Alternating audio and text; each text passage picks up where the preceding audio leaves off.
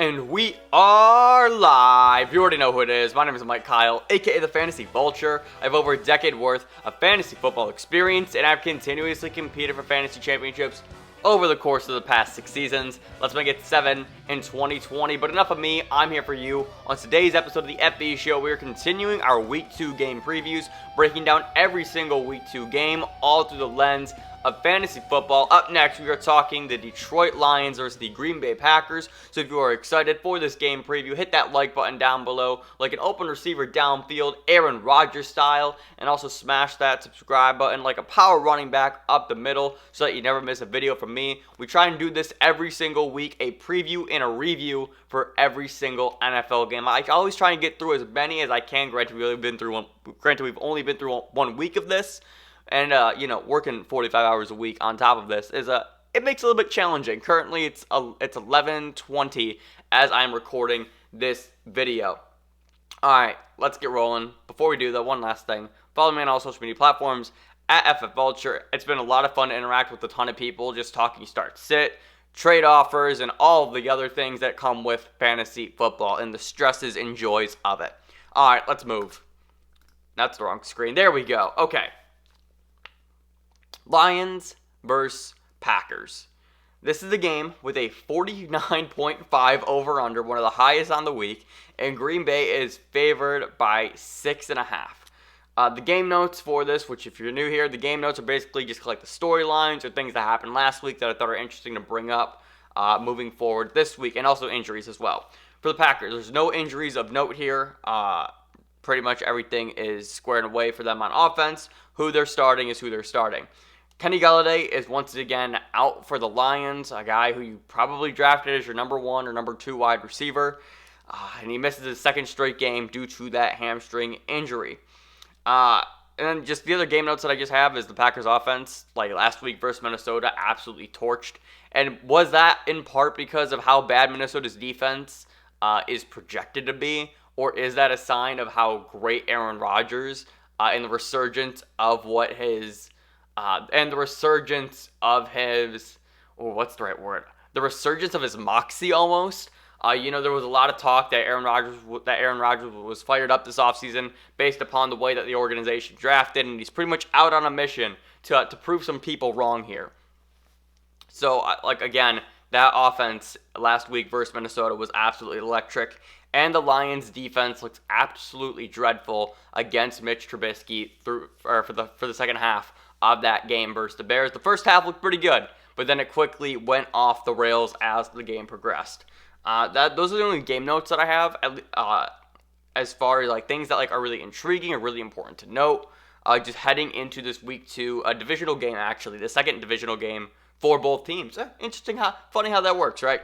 All right, starts it for Detroit. Your auto starts are going to be Matt Stafford, and I think that's it. I really, really do.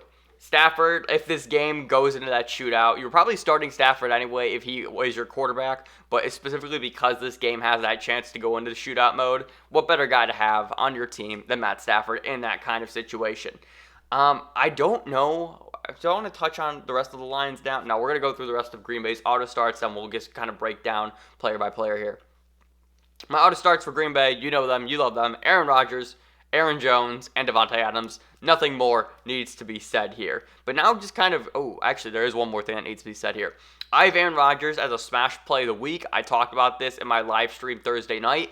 So basically every single week I have my smash, sneaky, and safe starts of the week. Smash starts are just guys who I expect to absolutely explode. Sneaky starts are guys who you wouldn't normally expect to start, who I think are going to have pretty good games. And then your safe starts are going to be guys who I think have a pretty good chance of hitting their floor and probably exceeding it as well. You're going to get a safe game from them. So I have Aaron Jones as a smash play this week against the Lions, and it's basically just because of what I said about their defense and the Packers offense. If Aaron Rodgers is on this mission to prove a ton of people wrong, he's going to be fired up throughout the entire year. And we just saw Mitch Trubisky throw three fourth quarter touchdowns. Was it 3 in the fourth, or was it 1 in the third and then 2 in the fourth? Regardless, he threw 3 second half touchdowns against the Lions. And this Lions defense still might not have Jeff Okudah. Their first round draft pick, who they selected high out of Ohio State. He's a really, really damn good cornerback, if I do say so myself. So if this Lions defense continues to struggle, Aaron Rodgers has a great opportunity here to once again light up the scoreboard. The questions that I have for the Lions right now is, does Adrian Peterson still see the majority of the workload in Detroit? What is this situation actually going to shake out to be? Peterson in his first game had 14 carries, and this was when he was literally on the team for a week. He was literally signed on, what day was that?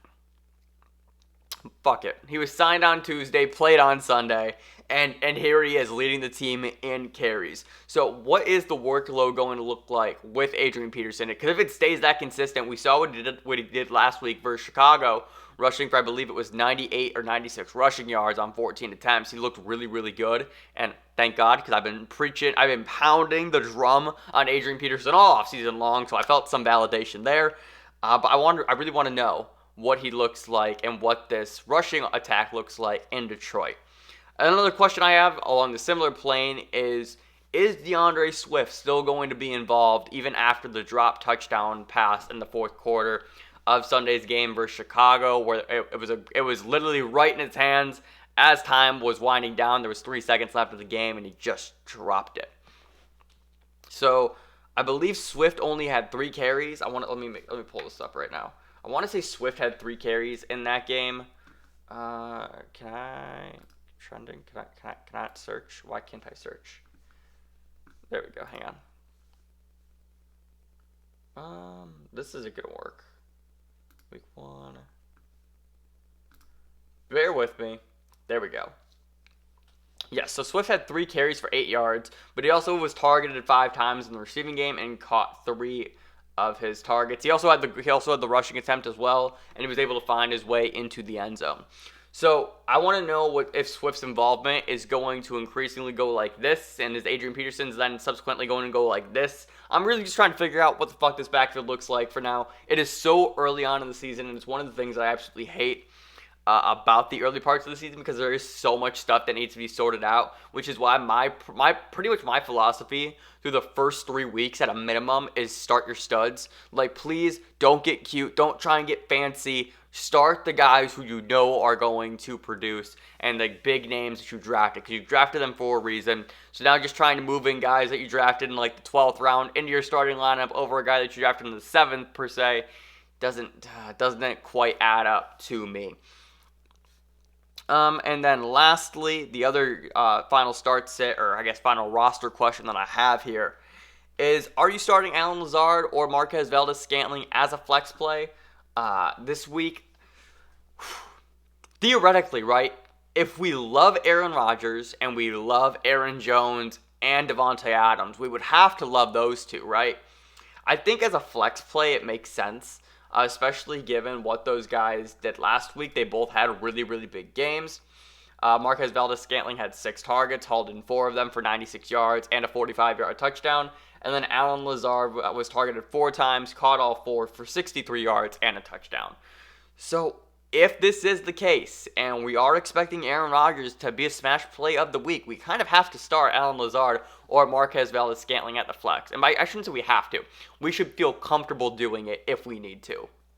I think that's the better wording of it. Is there anything else here? I want to talk about the Detroit Lions wide receivers real quick. Marvin Jones was a guy who I said on Sunday morning after Kenny Golladay was ruled out, I said you need to start him at all costs. And for whatever reason, Marvin Jones did not get it done inexplicably.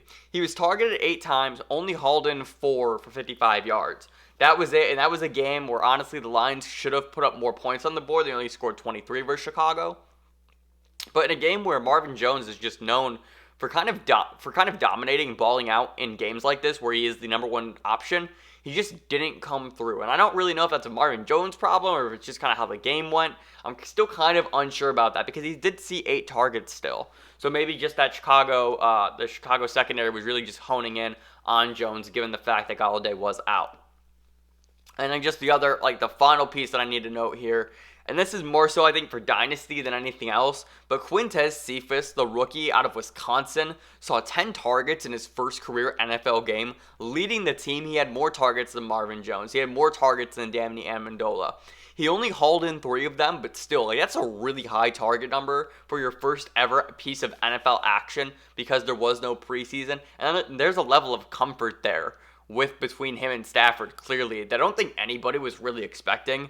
So while I'm not rushing to the waiver wire right now to pick up Quintez Cephas because I'm telling you he is absolutely still there. Just another name to keep in mind, just to see how this Lions offense progresses. If this defense is still bad and they're going to be giving up tons of points, the Lions in turn are going to have to score a ton of points, and that means playing from behind. That means passing volume, such as 10 targets for Quintez Cephas. So I'm not playing him this week. I just want to see. Again, there's going to be a lot of second or first year guys, rookies specifically, people that come to mind. Antonio Gibson's a big one. DeAndre Swift's another one, where I'm not fully comfortable with throwing them in my lineup. Once again, start your studs. Until I see them, once I actually get a firm grasp of what the outlook for their days and for their seasons are going to be. So I think that's actually going to do it for my Lions and Packers Week 2 game preview. If you enjoyed this video, be sure to leave a like and subscribe down below. We're doing this for every single NFL Week 2 game. You can also follow me on all social media platforms at FFVulture. And thank you so much for watching. Remember, people come and go, but fantasy championships are forever. I will see you in the next game preview.